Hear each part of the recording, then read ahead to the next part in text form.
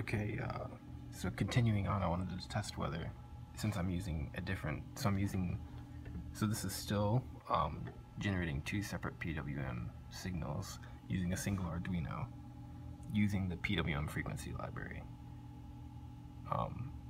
So I wanted to see how far I could push this, to see if I could have separate frequencies generated, because I'm using the PWM library. And as long as you use different timers for each PWM output, I think that you can use different frequencies. So on like channel 1, I have set up running at 10 kHz, and channel 2 is at 20.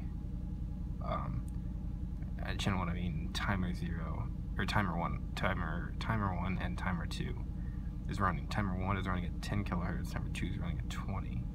And you can see on the scope, I have timer 1 at the top with twice the period, like half the frequency, that 10 kHz, as the bottom. So that's just an add-on I wanted to add to let you guys know you could have separate configurable frequencies.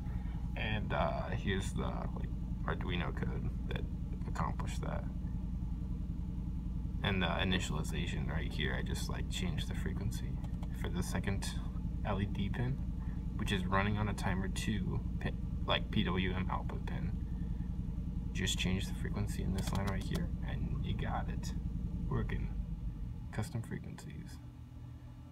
Also, I wanted to make sure that by using timer 1 and timer 2, that I could still use the pre-built Arduino functions, such as delay, which this would just stop the code for a second right here, and millis, which counts the number of milliseconds since you've began running the script.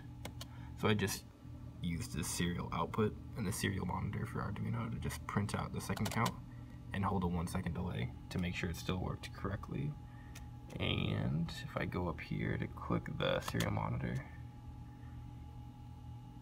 you can see that every second it's updating with the number of seconds that this Arduino has been running, which is about 3 minutes now.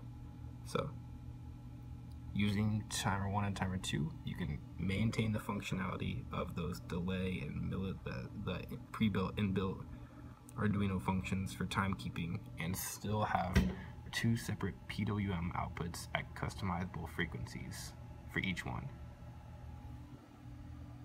Beep, that's it.